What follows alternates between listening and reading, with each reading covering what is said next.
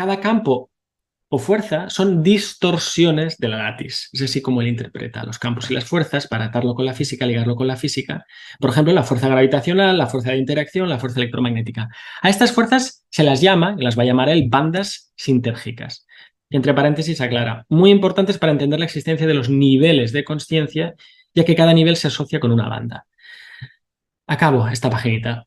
Entre la realidad y la percepción existen procesos de transformación que suceden a través de nuestra maquinaria neuronal. Fijaros, y ahí aquí ya podemos ver comprimido todo este libro comprimido de la teoría sintérgica, que comprime los 15 años que lleva escribiendo y pensando sobre ello.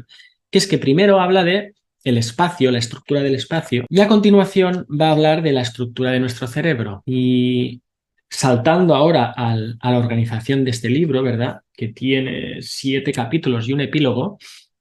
7 capítulos y un epílogo en 62 páginas, por lo que os decía, ¿no? O sea, es accesible, al menos en cuanto a longitud. Pues bueno, bien, el primer capítulo es la estructura del espacio. Nos va a hablar fenomenológicamente y también, si queréis, de una manera abstracta, conceptual, cómo se nos presenta el espacio. El segundo capítulo, el segundo elemento es el campo neuronal y su estructura. Es decir, primero nos habla de la estructura del espacio y luego nos habla de la estructura de lo que Jacobo llama el campo neuronal. Y en el tercer capítulo, que se titula La experiencia como resultado de la interacción entre el campo neuronal y la lattice del espacio.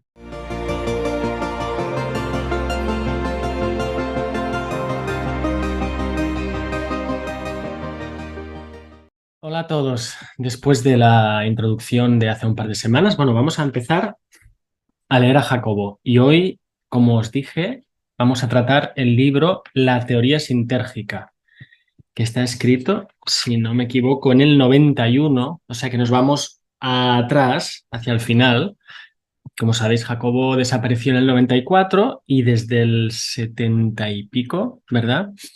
Pues no paró de escribir libros. Por lo tanto, este es un libro que está al final, pero lo hemos escogido porque para Jacobo lo más importante de todo lo que propuso es su teoría sintérgica. Como sabéis, hizo experimentos de todo tipo, viajes, etcétera, pero para él todo venía bajo este paraguas conceptual, de este, como le llama él, este cuerpo mental que es la teoría sintérgica. Por eso vamos a empezar por él.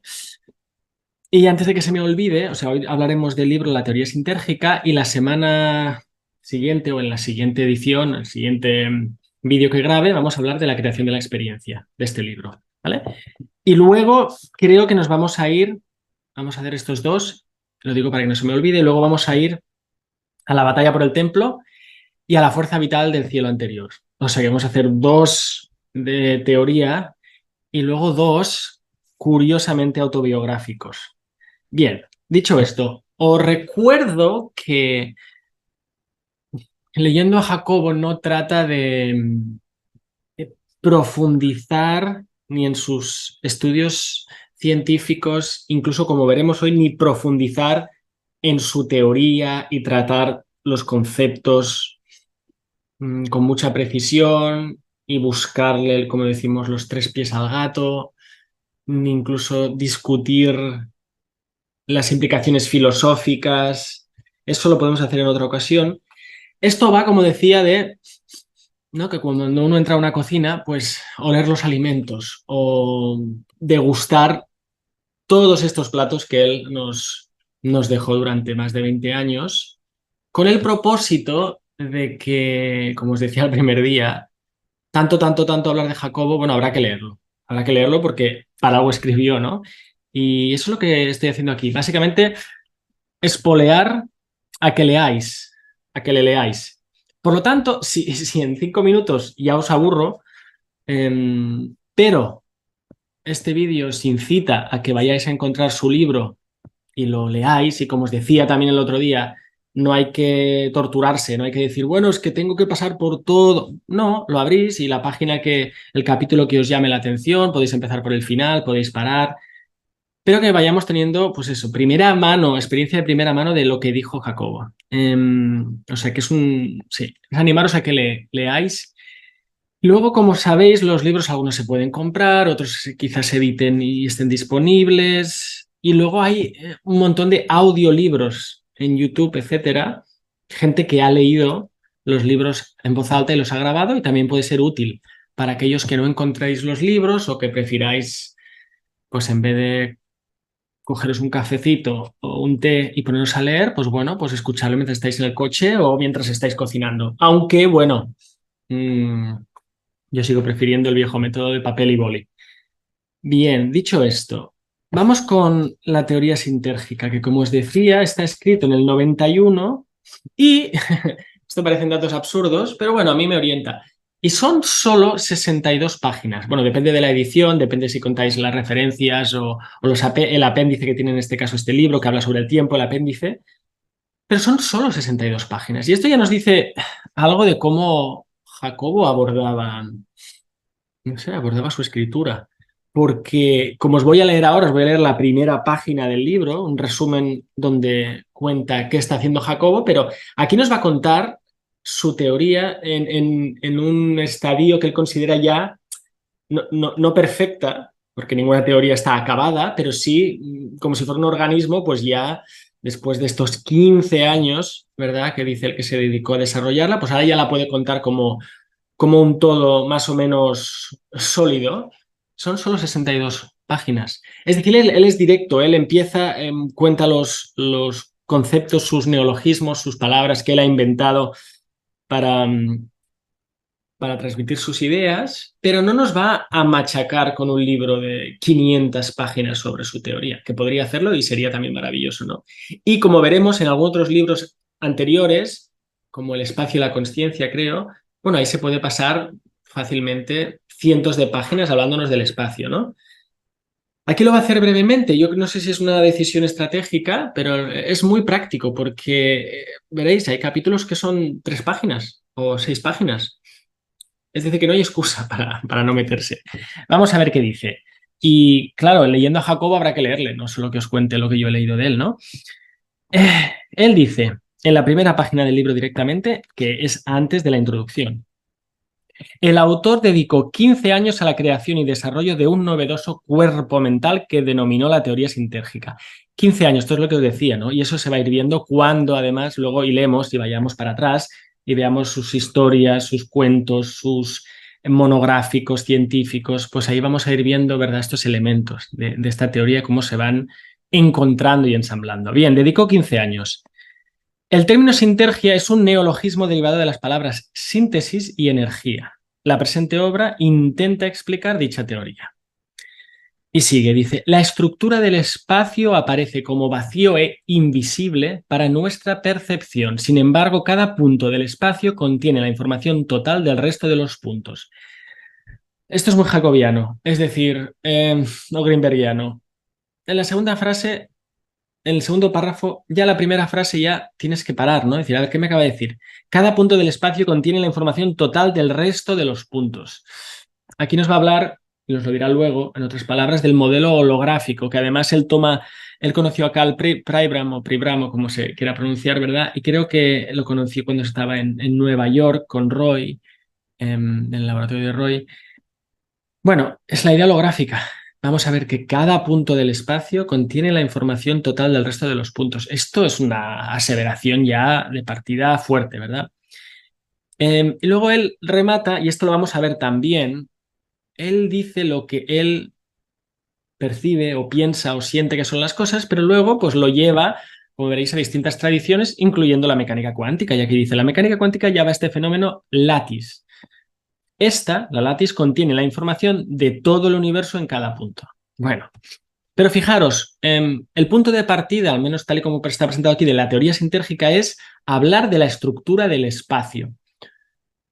Esto es ciencia, sí, y esto también es metafísica, sí, y esto también será fenomenología, que veréis que enseguida, en el primer capítulo, cuando hablemos del espacio, Jacobo nos va a decir, bueno, ¿cómo se nos presenta el espacio? ¿Cómo parece que es? Y si luego prestamos atención en esa experiencia que tenemos del espacio, ¿qué estructura y qué cualidades parece tener y parece no tener? Esto es fenomenología, bien dicha y bien hecha. Es decir, que no es solo abstracción, no es solo, bueno, me fui a una pizarra y escribí una ecuación y os voy a contar mi paja mental, si me permitís la expresión. No es solo eso, es cómo se me presenta a mí el mundo.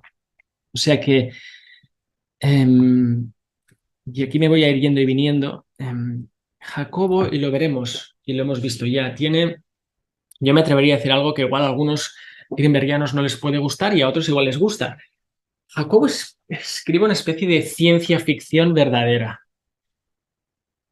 porque no sabes si está imaginando solamente o si está contrastando con teorías o si las toma de modo analógico, las toma y las deja, o sea, él toma y deja lo que necesita, lo mezcla, trae la cábala, menciona la mecánica cuántica, ha leído algo de física teórica y lo introduce, mete ahí su experiencia en el laboratorio fisiológica, te habla de la meditación, comparte lo que vio con los chamanes y no tiene ningún pudor, ningún problema, ¿verdad? Y eso hace que lo que él presenta, y en este caso sería la teoría sintérgica, sea una mezcla muy curiosa entre ciencia y ciencia ficción, siendo esta ficción verdadera. Y así lo quiero decir. Bien, sigo. Sigue con la estructura del espacio. Estamos con el tercer párrafo del libro. La estructura del espacio incluye muchas dimensiones. Al modificar una porción del espacio, esta modificación afecta a cada uno de los puntos y a la totalidad. Esto nos lo va a contar. Es decir, no solo es holográfico, a modo de lectura, ¿sabes? Como un archivo, tienes permisos de lectura y luego igual tienes permisos de escritura, ¿no?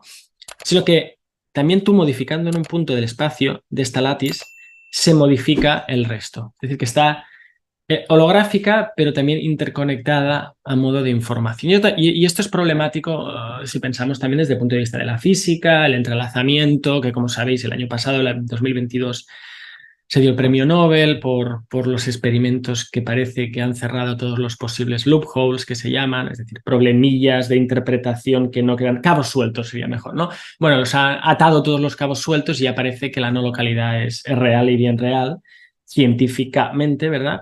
Bueno, eso tiene que ver también con esta información que está en todos los puntos, ¿no? Es otra, digamos, la otra cara de esta aseveración tan fuerte holográfica, ¿no? No solo la información está en todas partes, sino que si yo modifico una parte, pues las otras se enteran, ¿no? Bueno, Jacobo sigue y dice, un pensamiento u emoción también afecta a la lattice. O sea, no es solo una medida, si queréis, o un cambio de posición de unas masas. No, no, un pensamiento y una emoción. Y dice, existen látices homogéneas y coherentes y otras distorsionadas. Eso también va a ser muy importante, el concepto de torsión o distorsión. Como dice mi amigo Pascuas, ¿verdad? Bueno, la distorsión es la torsión que se ha deshecho. Por lo tanto, esa idea que tenemos de lo distorsionado, bueno, si estaba torsionado y ahora ya no lo está, pero bueno, en cualquier caso, cada campo o fuerza son distorsiones de la lattice. Es así como él interpreta los campos y las fuerzas para atarlo con la física, ligarlo con la física. Por ejemplo, la fuerza gravitacional, la fuerza de interacción, la fuerza electromagnética. A estas fuerzas se las llama, las va a llamar él, bandas sintérgicas.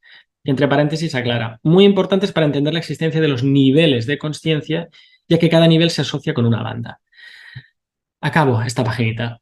Entre la realidad y la percepción existen procesos de transformación que suceden a través de nuestra maquinaria neuronal. Fijaros, y ahí aquí ya podemos ver comprimido todo este libro comprimido de la teoría sintérgica que comprime los 15 años que lleva escribiendo y pensando sobre ello. Que es que primero habla de el espacio, la estructura del espacio, y a continuación va a hablar de la estructura de nuestro cerebro. Y saltando ahora a la organización de este libro, ¿verdad? Que tiene 7 capítulos y un epílogo. 7 capítulos y un epílogo en 62 páginas, por lo que os decía, ¿no? O sea, es accesible, al menos en cuanto a longitud. Pues bueno, bien, el primer capítulo es la estructura del espacio. Nos va a hablar fenomenológicamente y también, si queréis, de una manera abstracta, conceptual, cómo se nos presenta el espacio.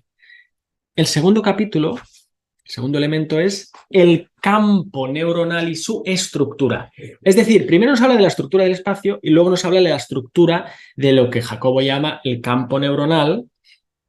Y en el tercer capítulo, que se titula La experiencia como resultado de la interacción entre el campo neuronal y la lattice del espacio.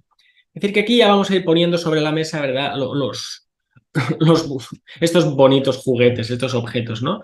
La latis, la estructura del espacio.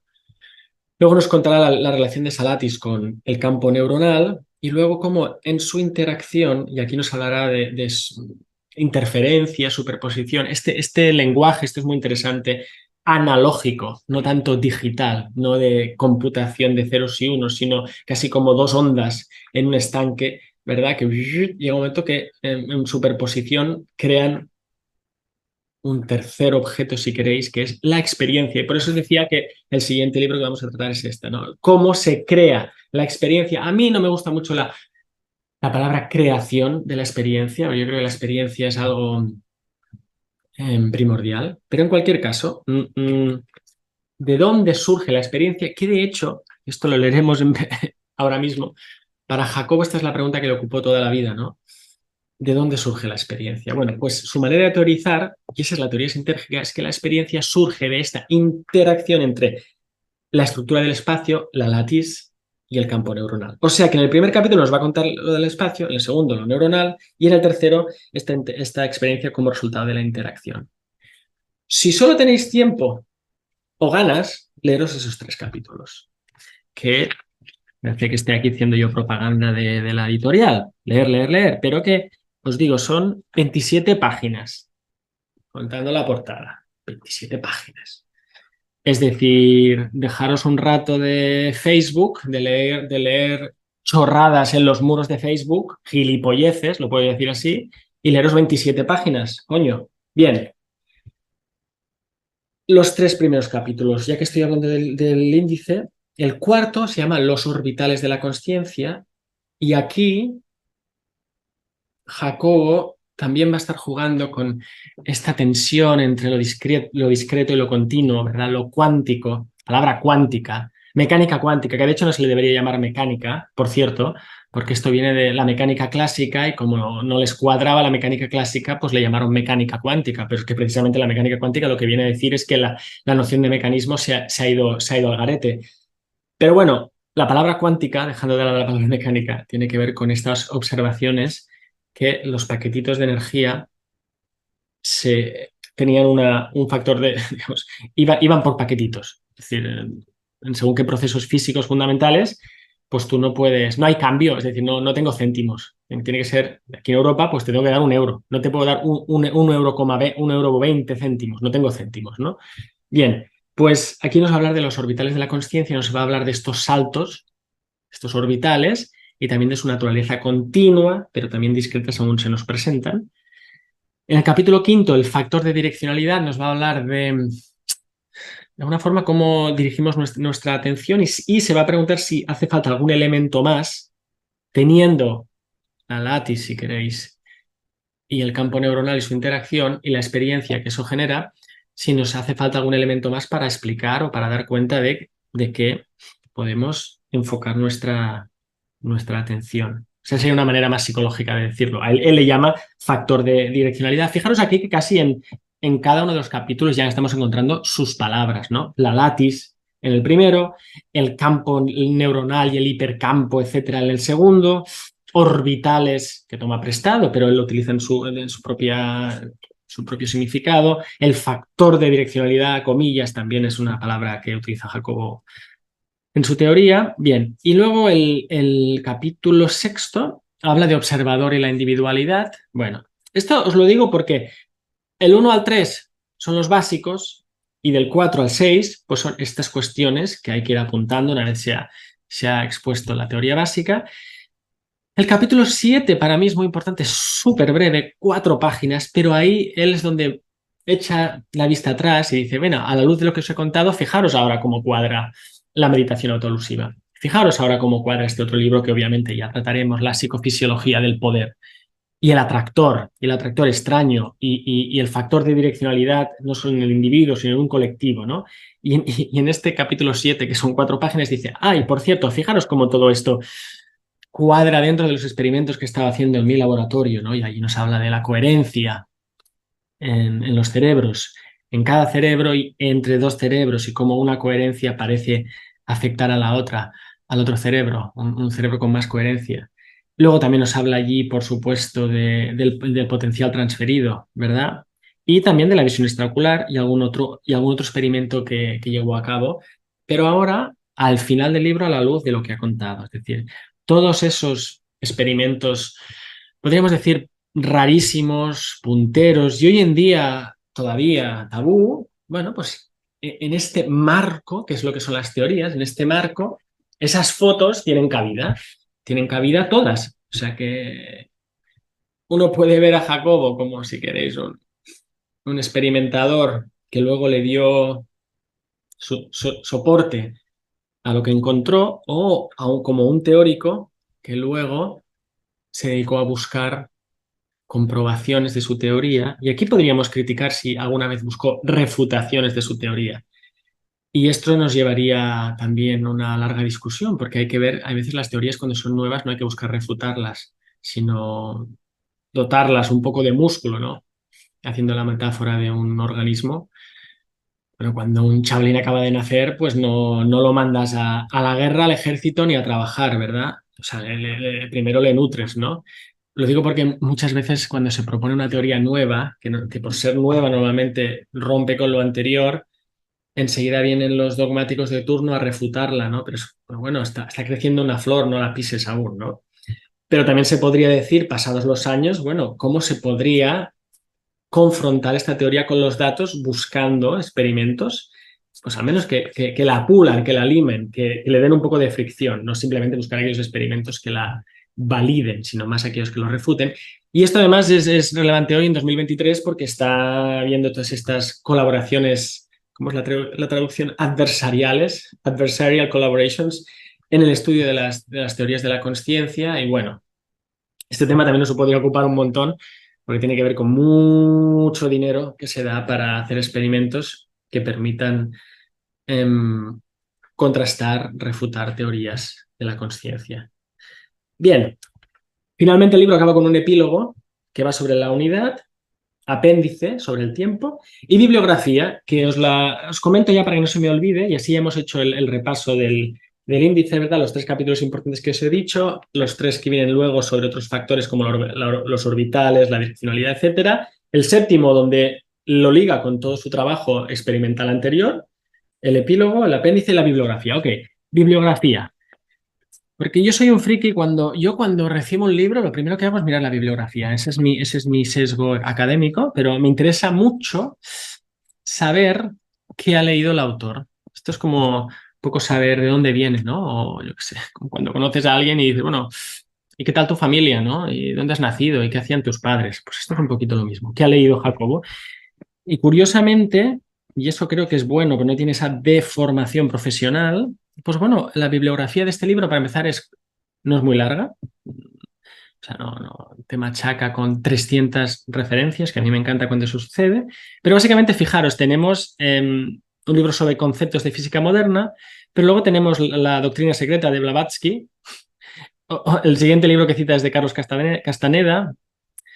Cita al Cymatics de Jennings, que tiene que ver con estos patrones que surgen por vibración. Un libro sobre la cábala, cita a Teilhard de Chardin, a Ken Wilber, que sería en ese momento, y aún lo sigue siendo, ¿no? Alguien famosete en este mundo.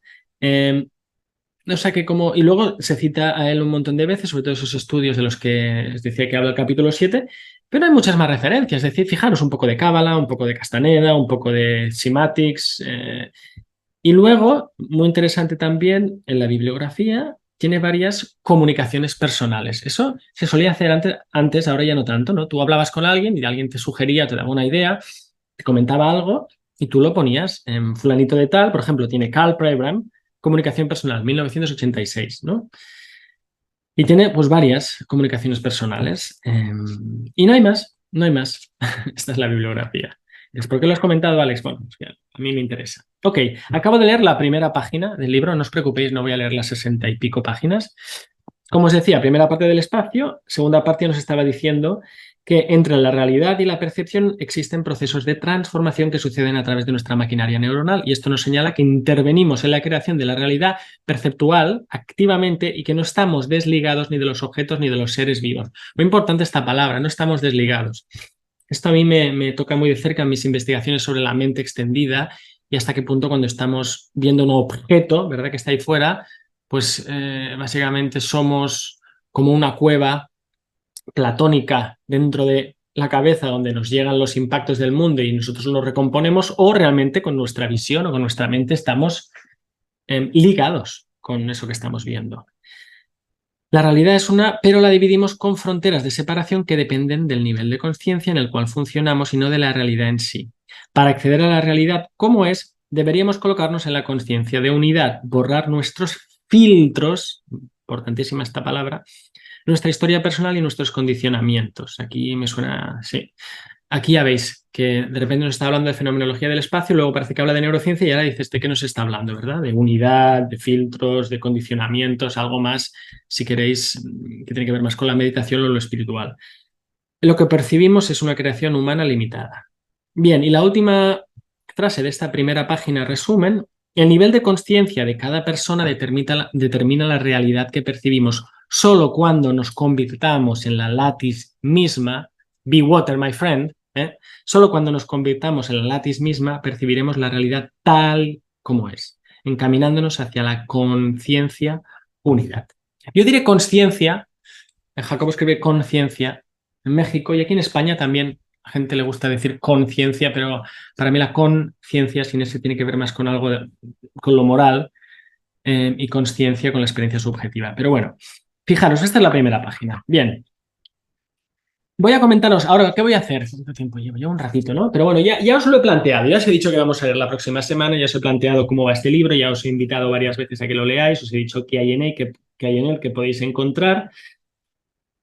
Lo que voy a hacer ahora es, imaginaros, voy a coger una avioneta y voy a empezar a sobrevolar la introducción, el primer capítulo, el segundo capítulo, y básicamente voy a ir haciendo, como os decía, dentro de la cocina, cojo el libro, ¿verdad?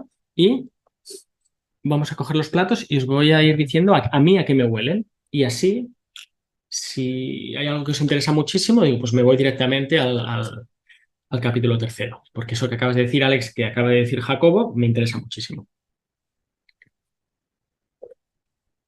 O sea, esto es lo que voy a hacer durante los próximos, no sé, 15, 20 minutos, a ver si no me enrollo mucho, pasar volando por encima de lo que va contando. Por lo tanto, no esperéis salir de aquí siendo expertos mundiales en teoría sintérgica, ni yo tampoco lo soy, porque para eso habría que dedicarle, esto es como el piano o la guitarra, ¿verdad? No, es que yo quiero ser un experto en el piano o en la guitarra. ¿Cuántas horas le dedicas? Tres. ¿3 horas al día? No, 3 horas al mes. Entonces, experto nada. Pero bueno, uno también puede tocar un instrumento como hobby total, ¿no? Esto lo digo, comentario, que estas cosas hay que estudiarlas y hay que ponerse allí, pero de esto, lo que estamos haciendo aquí no trata de esto, no trata de esa profundidad, sino más bien de sobrevolar. Vale. Bien, introducción. Nos recuerda Jacobo que ha dedicado 15 años a la creación y desarrollo de un novedoso cuerpo mental que ha denominado la teoría sintérgica. En este libro presento las bases conceptuales de este modelo. Bien. Y dice aquí, ¿verdad? Durante estos años he publicado una serie de libros y artículos de investigación, que son los que os digo que están en el capítulo 7. Y ahí ya podemos empezar a coser de arriba abajo, ¿verdad? Que originalmente han intentado compartir la evolución de mi pensamiento, pero nunca he presentado la teoría sintérgica como un producto acabado y completo. La evolución del pensamiento, porque no os creáis que los pensadores de repente, a no ser que sea por ciencia infusa y casi por transcripción de ideas supramentales, pues escriben su teoría de chimpum. O sea, esto es como un escultor, ¿verdad? Le tienen que ir dando forma. Y aquí nos está diciendo que hay muchos libros y artículos donde se ve esa evolución, pero que aquí él la considera como un producto acabado y completo. Sin embargo, añade que ha de seguir perfeccionándose. Muy bien. El origen de la teoría sintérgica fue la pregunta acerca de cómo se realiza la transformación de la actividad cerebral en experiencia sensible. El problema, lo que se llama, lo que en los 90 los angloparlantes denominaron el hard problem, ¿verdad? Chalmers y que ahora todo el mundo está tan excitado. ¿Cómo vas a solucionar el hard problem, el problema duro? Bueno, aquí está también el problema de cómo, más que de cómo el cerebro crea la experiencia, de cuál es la relación entre ambas cosas, los procesos físicos que suceden en la cabeza y en la experiencia que tenemos en primera persona subjetiva, ¿vale? Y aquí hace una nota que me parece muy fuerte, ¿no?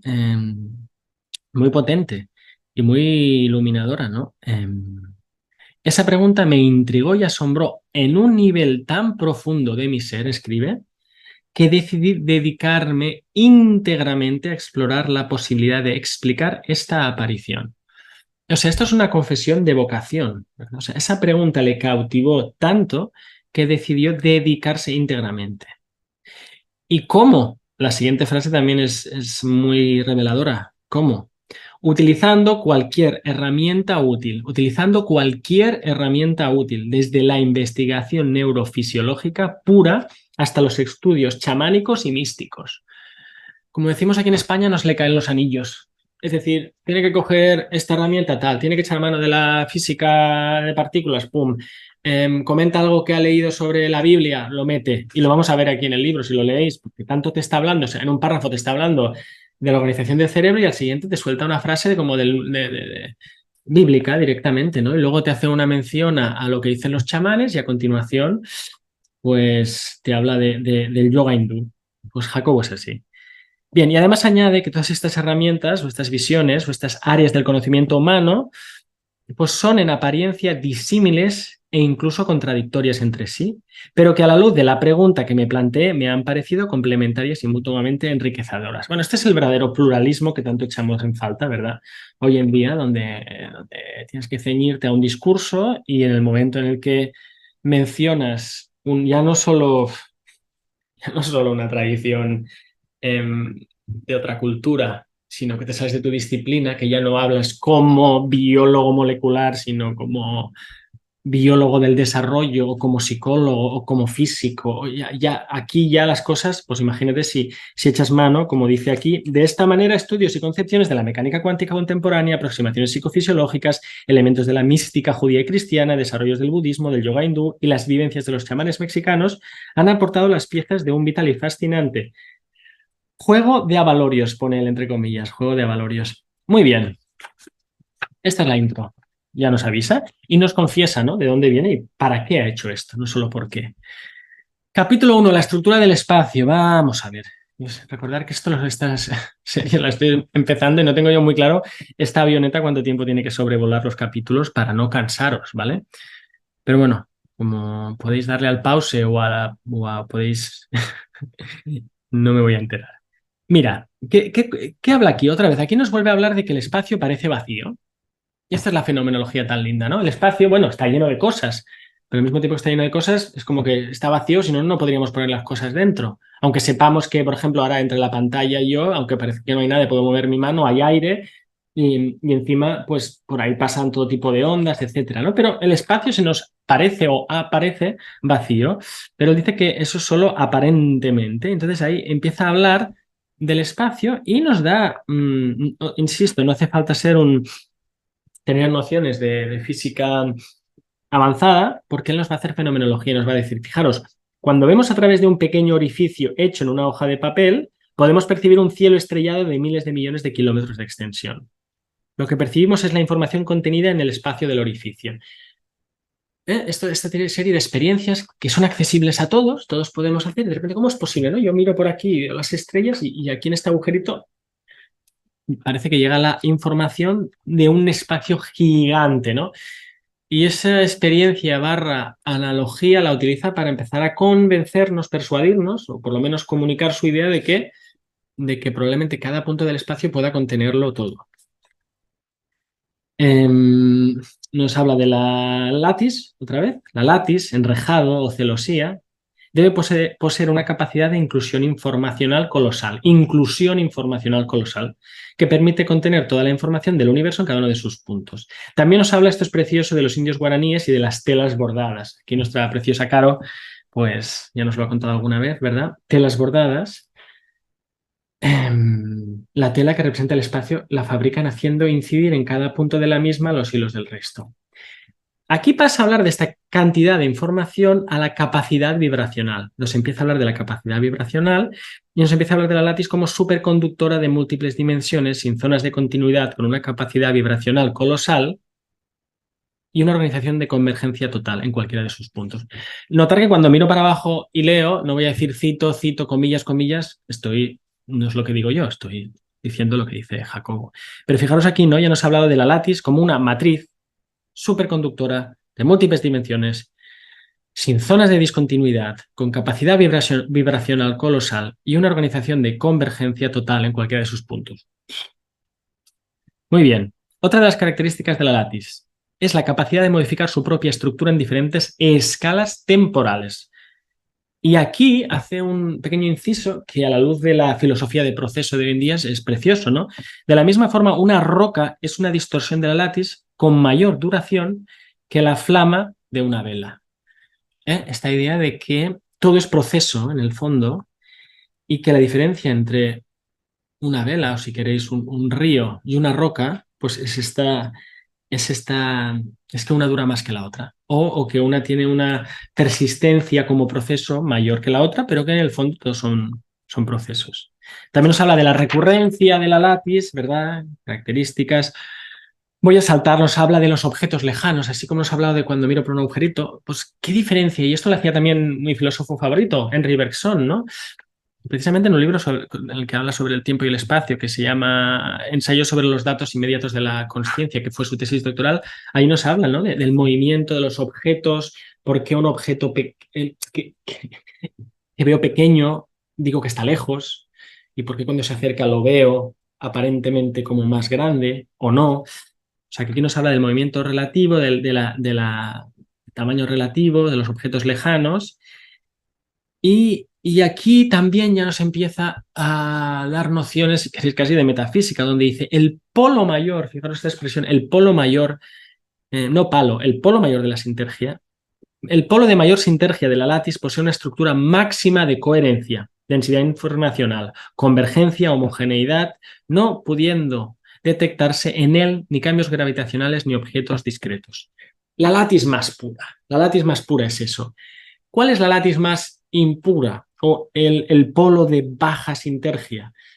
Que dice es lo que percibimos como materia sólida. Así que aquí empezamos también a unir la res extensa y la res cogitans, la separación cartesiana entre las cosas extendidas y las cosas pensantes o pensadas, o las cosas que tienen que ver con la cognición, con la res cogitans, la cosa que piensa, como polos de alta o baja sintergia. Es decir, una piedra está en un polo de baja sintergia y en el caso en el que la estructura tiene máxima coherencia, pues estamos en el polo mayor de la lattice. ¿Qué es lo que dirá en breve? Que nuestros cerebros están evolucionando para poder, de alguna forma, hacer ese baile y casi be water, my friend, convertirse en ese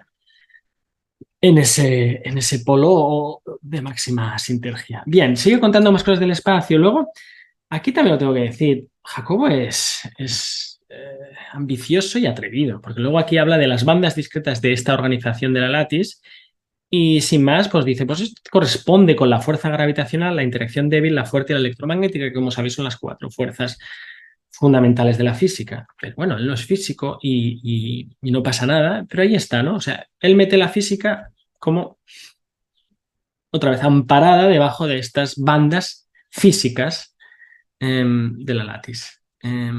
Bueno, ya nos va hablando aquí de que nos va a contar sobre el lenguaje neuronal y casi que llegamos al final del capítulo, así en esta sobrevolándolo, ya nos va avanzando, que va a hablar de la organización del cerebro humano.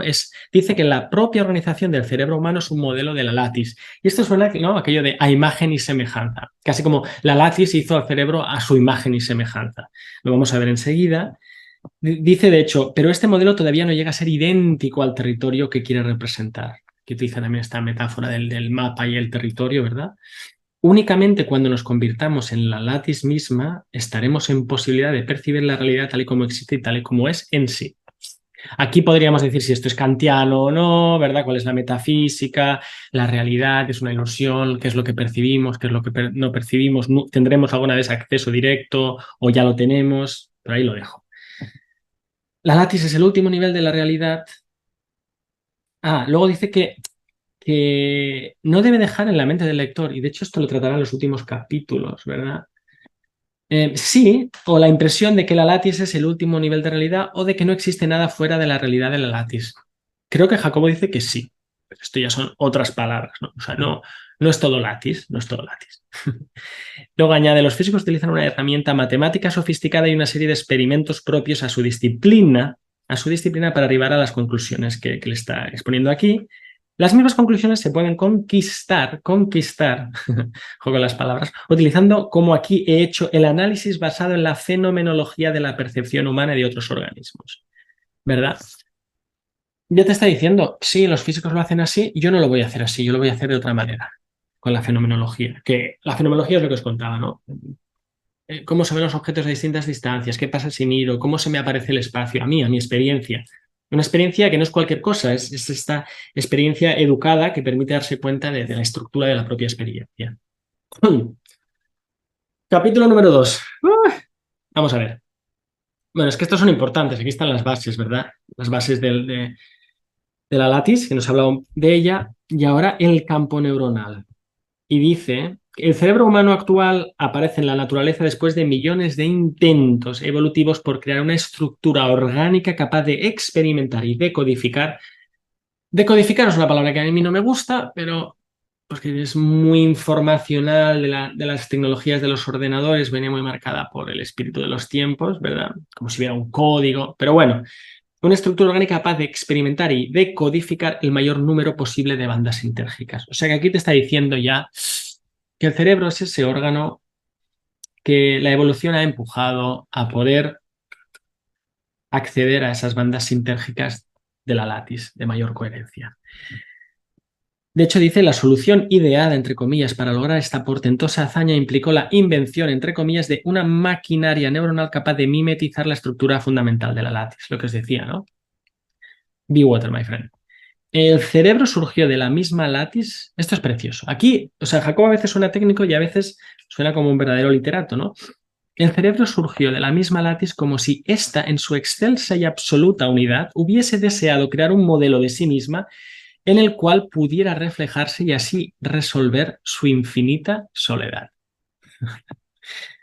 La latis, ¿no? Como un dios que está completo, pero le falta ese compañero, que igual somos los humanos, y decide crear un modelo de sí misma para poder reflejarse y así resolver su infinita soledad. Sigue Jacobo y dice, en la unidad, en mayúscula, no existen acompañantes, puesto que todo está incluido dentro de la mismidad. Pero bueno. Y luego nos empieza a hablar de lo que es el cerebro como ese superconductor biológico, que es capaz de realizar estas hazañas, ¿no? ¿Qué más? Nos habla de la fuerza repulsiva colosal que la latis ejerce sobre sus distorsiones. Claro, fijaros, aquí nos está diciendo, está la latis, ¿no? Y si estaba la latis, y ahora vamos a hablar del campo neuronal y cómo interaccionan, entonces, ¿el campo neuronal es latis o no es latis? Y sí y no. Es decir, la latis tiene esas fuerzas que así como, ahora me acaba de venir esta metáfora, ¿no? Como unas contracciones del útero, ¿verdad? Dando a luz. Y entonces esas fuerzas implican unas distorsiones y parece ser que una de esas distorsiones evolutivamente trabajada y trabajosa es el cerebro que sirve de espejo, ¿no? Aquí estamos en lo metafórico, pero para que se entiende. Se resuelve así el misterio colosal del retorno al origen a través no de la desintegración entrópica, sino de la osadía de crearse a sí mismo en igualdad de condiciones que el creador, en mayúscula. Bien. En ese retomo se gana la posibilidad de experimentar conscientemente como individuos totales y únicos no solamente esas fuerzas manifestadas en nuestras emociones, en los misterios de la sexualidad, en la agonía del dolor, sino en todos los matices de nuestro sensorium y nuestra actividad mental. Y luego en exclamación escribe, ay de aquel que se niegue a fluir en la experiencia, traiciona de esta forma todo el inmenso esfuerzo depositado en su creación. Bien, y a continuación nos va a hablar de neuroalgoritmia neuroalgoritmización, que es otro neologismo suyo, una palabra que él crea para hablar de lo que el cerebro codifica y descodifica, el mecanismo. Bien, pero fijaros, ¿no? Como nos habla del creador, del retorno al origen, pero luego del superconductor biológico y la neuroalgoritmización. Bien, aquí sigue, nos va a hablar de esta decodificación, esa metáfora que utilice. Nos va a hablar, por ejemplo, de la imagen visual y la retina.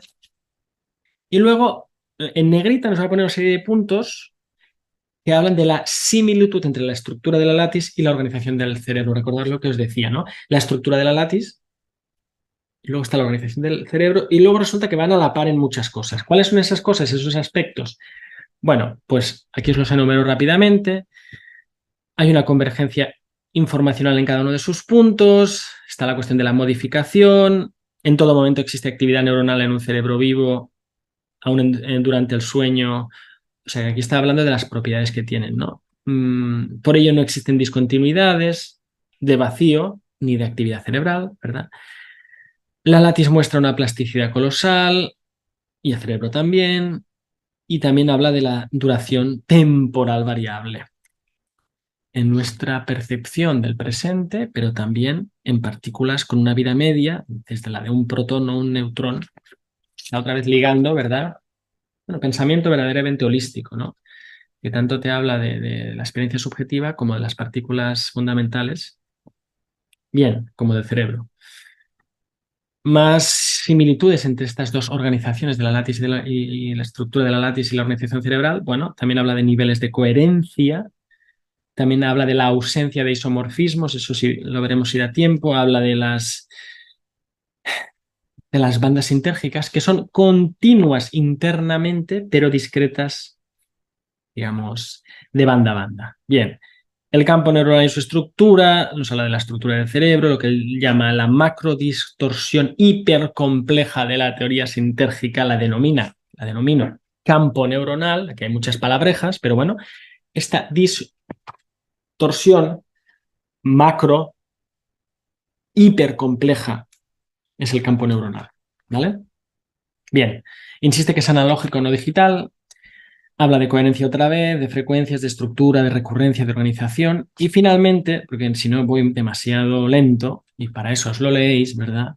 Habla también al final de este capítulo, por cierto, que se podría conjeturar que la división planetaria en países, ciudades, poblados, villas, etcétera, determina una organización hipercámpica particular a la que se representa a todo lo largo y ancho de la látice en cada uno de sus puntos. Es decir, fijaros, no solo las partículas elementales de nuestro cerebro, sino la división planetaria. Y luego dice además que el hipercampo también incorpora dentro de su estructura los campos neuronales provenientes de cerebros no humanos. Todo tiene que tener cabida en este marco. No es bien una teoría del todo. Yo siempre digo, las teorías del todo no se explican a sí mismas, porque siendo un todo les falta explicarse a ellas, pero sí que es verdaderamente integradora en la teoría sintérgica, o pretende serlo. Bien, y ya está en negrita esto muy importante al final del segundo capítulo, solamente se percibe aquello que no sobrepasa la capacidad cerebral de neuroalgoritmización y la sinergia de un campo neuronal. Y esto es fascinante, ¿no? Porque cómo somos capaces de percibir, o por qué o cómo percibimos lo que percibimos y otros organismos, humanos o no, perciben lo que perciben, y por qué o cómo, según qué individuos con estados, si queréis, de alta sinergia, llamémosle elevados, místicos, santos, gurús, iluminados, etcétera, perciben la realidad de otra manera. Bueno, tiene que ver con la capacidad cerebral, según Jacobo, de neuroalgoritmización, que básicamente es este resonar con bandas más elevadas de la latis. Y añade, todas las técnicas de desarrollo de la consciencia, tales como la meditación y las prácticas psicoterapéuticas, tienen como objetivo el incrementar la capacidad de neuroalgoritmización del cerebro. Y aquí yo diría, bueno, no porque le pongamos el prefijo neuro ya va a ser la explicación total y final. Es otra manera de decir lo que siempre se ha dicho. El yoga, te lo curras, y unas prácticas y una sabiduría para, ¿verdad? Bien, capítulo 3. Aquí nos va a hablar de esta interacción, ¿verdad? Estaba pensando, alguien que lea rápido igual le da tiempo a leerse el libro antes de que yo acabe el resumen del mismo. Voy a leeros estos dos párrafos con los que empieza el capítulo 3, que me parecen una pasada. Una pasada porque al final, es decir, como decimos, al pan pan y al vino vino.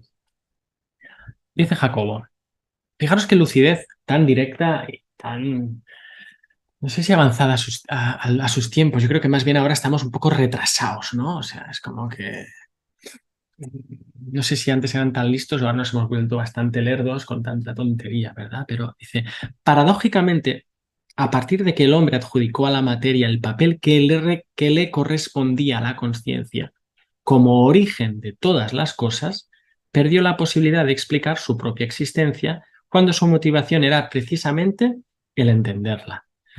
Qué frase tan bien hecha, ¿verdad? Paradójicamente, es decir, fijaros, no solo qué paradoja, qué ironía y hasta qué tragedia.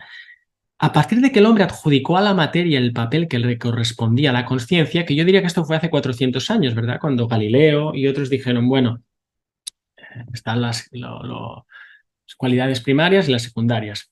En las primarias, pues posición, velocidad, es decir, lo objetivo, lo subjetivo de segunda clase, es el vagón de segunda clase.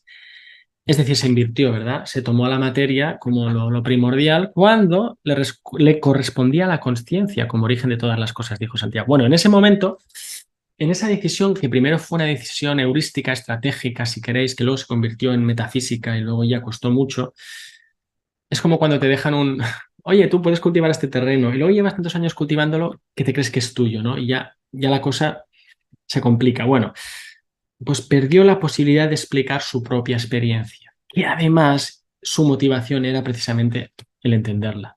Queríamos entender la experiencia, escogimos empezar por la materia, nos ha ido muy bien en algunas cosas, pero, amigos, ahora nos topamos con el problema duro de la conciencia. Claro, claro, se podía haber visto.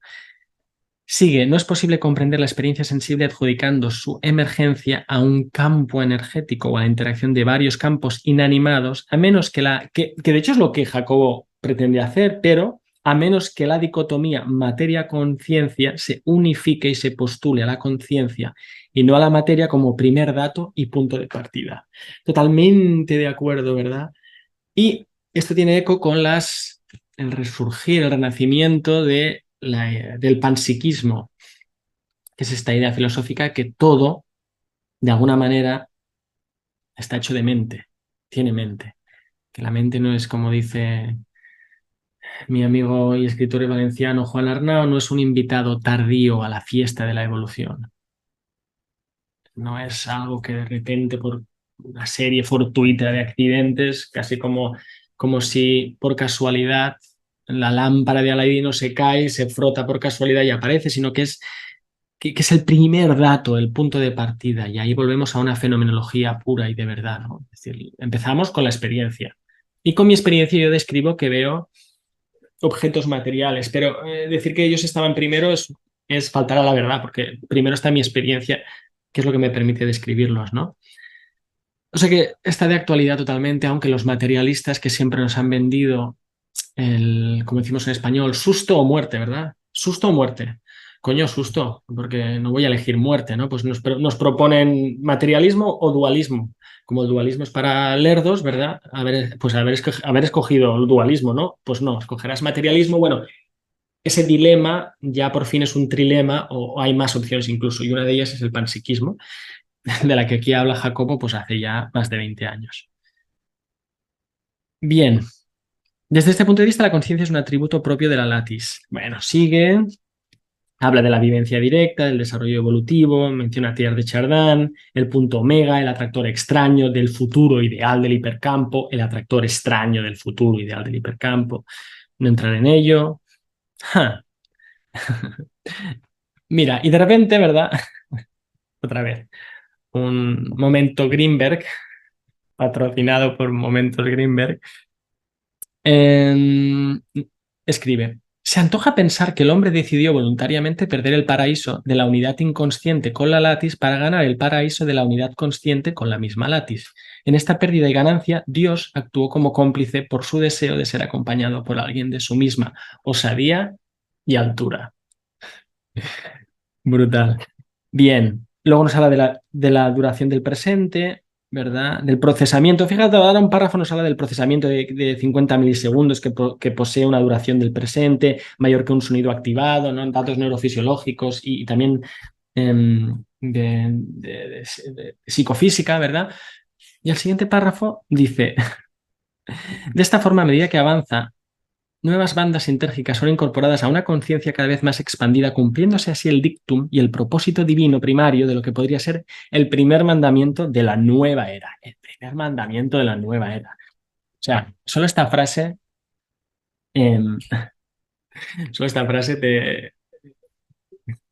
dejémoslo. Te matan el paper, ¿no? Este es el primer mandamiento de la nueva era. Experimentarás y decodificarás el mayor número posible de bandas sintérgicas, ¿verdad? Honrarás al padre y a la madre, santificarás las fiestas, ¿verdad? Experimentarás y decodificarás el mayor número de bandas sintérgicas. Nos habla del chamanismo, del neurocientífico Prybram, nos habla de los patrones de interferencia, y aquí cuando la cosa empieza a calentarse, pues ya se acaba el capítulo, pero ahí está todo el bacalao que decimos, ¿no? En estos patrones de interferencia entre la banda sintérgica y el campo neuronal.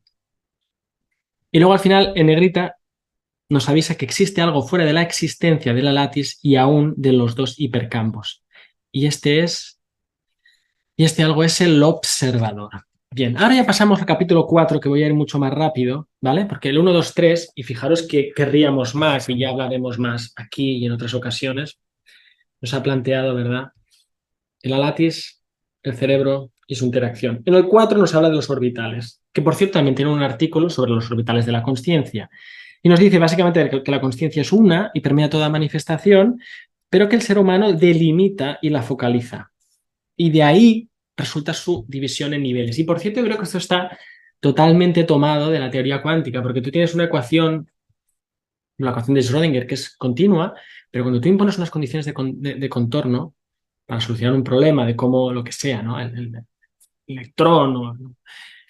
Eso da lugar a cuantización y de ahí viene la cuántica. Pues creo que aquí está utilizando esa metáfora para hablar también de la consciencia, que es una y está en todas partes, pero es el ser humano la que la delimita y la focaliza y de ahí viene su división en niveles. Aquí nos va a hablar del observador y nos va a decir que estos modelos, hay muchos modelos o aproximaciones a esta idea, y entonces nos habla del modelo cabalístico, el teosófico, el chamánico, el budista, el transpersonal y finalmente el suyo, el sintérgico. Y aquí nos habla, empieza su modelo, sus notas sobre el modelo sintérgico con algo. También es muy lindo para cualquiera que se precie o quiera ser pensador. Con el mayor deseo de todo pensador es llegar a una concepción de la realidad que permita aceptar su diversidad infinita, pero que al mismo tiempo lo sitúe en la perspectiva de una visión unificadora de la misma. ¿Cómo sostener esa diversidad infinita en una visión unificadora? Esto es el mayor deseo de todo pensador. Honrar el pluralismo casi ontológico, diríamos, con una visión que lo abarque, sin homogeneizarlo. ¿Cómo cogerlo heterogéneo y contenerlo o sostenerlo sin tenerlo que pintar todo de gris?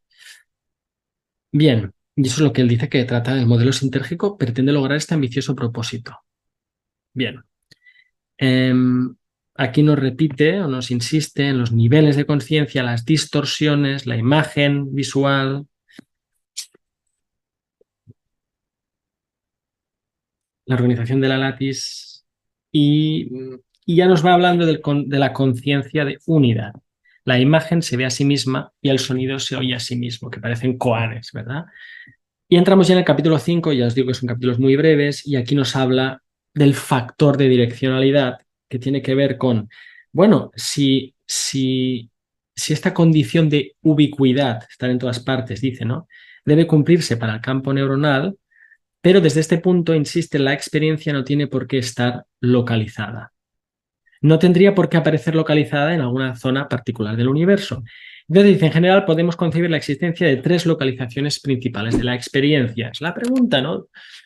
¿Dónde está la experiencia, ¿no? ¿Dónde se localiza? Una opción es en el interior del campo neuronal, ¿vale? Otro en el borde de la interacción entre el campo neuronal y la latis y otra en la latis misma. Y esto, sin poderme extender, que tiene que ver con este mecanismo de atención focalizada. A este mecanismo la teoría sintérgica lo denomina el factor de direccionalidad. Bueno, esto es lo que luego nos va a permitir pensar, como a mí me gusta decir en 2023, que la mente extendida se tiene que extender.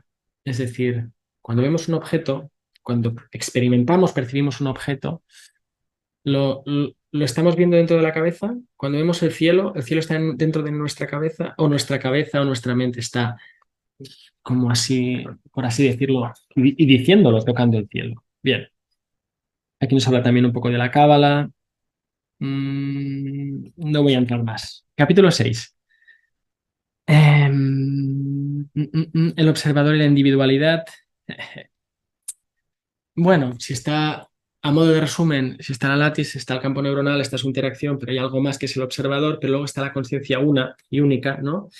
Bueno, pues aquí está hablando de ese observador, hasta qué punto pertenece a esa conciencia. No voy a entrar aquí. Es un capítulo, 4 páginas. Se podrían escribir 40, ¿no? Vale, llegamos al capítulo 7. Este me encanta, porque habiendo leído los artículos de Jacobo, su investigación, aquí casi que de repente permite hacer un mapa que recapitule todo eso. El capítulo 7 se llama Repercusiones prácticas y dice, a partir de los postulados de la teoría sintérgica he desarrollado una técnica de meditación. O sea, podríamos ver, como os decía, ¿no?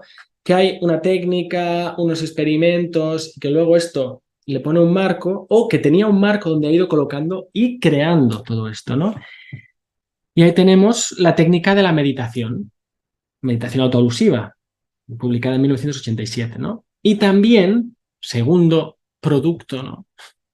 Si esto fuera que no lo es por suerte, ¿no? Como escribes una grant, una beca, ¿no? ¿Y qué productos esperas desarrollar de tu teoría, ¿no? A ver, enséñame. Bueno, pues una técnica de meditación y luego una psicofisiología del poder, que tiene que ver con el factor de direccionalidad del que hemos hablado, colectivo, que tiene que ver con el descubrimiento experimental de las influencias que la actividad cerebral de un sujeto ejerce sobre otros sujetos.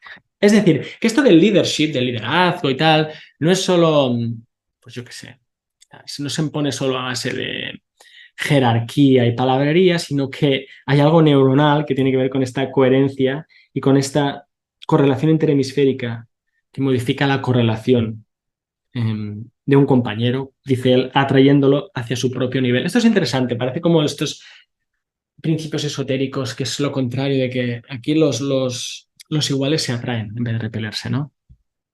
Bien, bueno, pues tenemos meditación autoalusiva, y hablaremos de ella, por supuesto, psicología de poder, y hablaremos de ella como dos productos de la teoría sintérgica a partir de la cual se han desarrollado, pero luego en este breve capítulo también, que tiene otra vez 4 páginas, nos habla otra de las posibles repercusiones prácticas derivadas a partir de la teoría sintérgica es la posibilidad de modificar la curvatura del espacio afectando la fuerza gravitacional. O sea, esto hoy en día, a día de hoy, sigue pareciendo ciencia ficción. Por eso decía, la ciencia de Jacobo es una ciencia ficción verosímil, diría yo, pero ficción, pero verosímil. Y aquí nos cita este artículo del 82, que está escondido, incluso muchos greenbergianos ni lo conocen, ¿no? En inglés, en la revista Psychoenergetics. Creo que algunas de estos papers, estos artículos, fueron luego desclasificados por la CIA en este acto de transparencia, digámoslo así. Y ahí estaban, ¿no? Estaban recapitulando qué se decía sobre estas cosas. Pues en el 82 Jacobo tiene un experimento en una caja de Faraday, si recuerdo bien, en el que no sé si pone a alguien ahí a meditar delante o fuera de la caja y luego tiene una báscula o algo con el que mide los cambios en la gravitación. Bueno, es un experimento que se tendría que replicar, pero ahí está. Otro que cita aquí, obviamente, es el del potencial transferido, ¿verdad? Para probar si existe una velocidad de transmisión, que también está inspirado por todo lo que estaba sucediendo en la física del momento, ¿no? Aquí tenemos estas dos partículas, si están correlacionadas, esa correlación es causal o no, y hay una velocidad de transmisión o no, tiene que ver con la comunicación. Y aquí nos menciona, sin tapujos, ¿verdad? Pues que esto tiene que ver con la gravedad, tiene que ver con la transportación, la levitación, incluso un motor gravitacional, que, insisto, sigue sonando a ciencia ficción, pero por lo menos, y esto es lo bonito de un marco teórico, todo eso que llamamos anómalo, aquí deja de ser anómalo para poder empezar a concebirse por lo menos como normal, como algo que encajaría dentro de esta visión del mundo. Y finalmente acaba diciendo, de la misma forma, la capacidad plástica de la látiz y la posibilidad de distorsionarla en formas específicas podría ser utilizada para, y esto ya es el umbral máximo de la credulidad para muchos, ¿no? Para materializar objetos y aún órganos biológicos, léase Pachita, y también esta aplicación junto con la decodificación directa de la látiz para recuperar la visión en ciegos, que ya ha sido probada en la práctica. Y aquí habla de la visión extraocular, la cual yo también estoy investigando desde un punto teórico y un punto empírico para ver otra vez si eso que llamamos imposible, pues puede ser posible. O sea que en este último capítulo, ¿ves? Vemos los experimentos sobre cómo modificar la gravitación, menciona a Pachita, menciona la visión extraocular, menciona la psicofisiología del poder, la meditación autoalusiva. Aquellos que conocéis su obra, pues la veis aquí recopilada o reflejada. Epílogo, llegamos al epílogo. Venga, aquí ya estamos. Nos habla de la ley holográfica.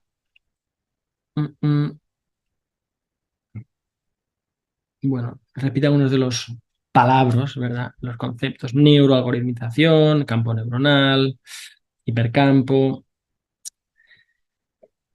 Y nos repite, el modelo sintérgico explica tales influencias a través de su postulación central. Un postulado, por cierto, postulado es porque yo lo digo y vamos a ver qué pasa. A saber, la interacción entre el campo neuronal y la latiz del espacio-tiempo. Formamos parte de un organismo planetario del cual somos células. Nos interconectamos a través de la latiz y de nuestros campos neuronales. La teoría sintérgica es un modelo que intenta explicar esta unidad planetaria. Y aquí acaba el libro. Luego hay un apéndice sobre el tiempo, que no voy a mencionar, simplemente diciendo el modelo de la látiz satisface la necesidad de la existencia de la atemporalidad en la látiz no distorsionada y del tiempo en la látiz distorsionada. Este apéndice, que son otra vez 4 páginas, trata de explicar o articular cómo podemos pensar lo atemporal o lo eterno y lo temporal, quizá con estas torsiones y distorsiones de la látiz, no solo en el espacio, ¿verdad? Y luego cómo llega la bibliografía que ya he comentado. Bueno, no sé qué tal ha sido este viaje, pero hemos sobrevolado por todo el libro, hemos visto cosas curiosas de esta selva, árboles interesantes. Lo voy a dejar aquí, la teoría sintérgica, 1991, 15 años de su búsqueda, unas 60 páginas, una joya, pero una joya que hay que desempaquetar e ir entendiendo a la luz también de otras cosas que escribió, que escribieron otros, y lo iremos viendo. Y para la próxima, la creación de la experiencia. Ahí lo dejo. Un abrazo desde España. Chao, chao.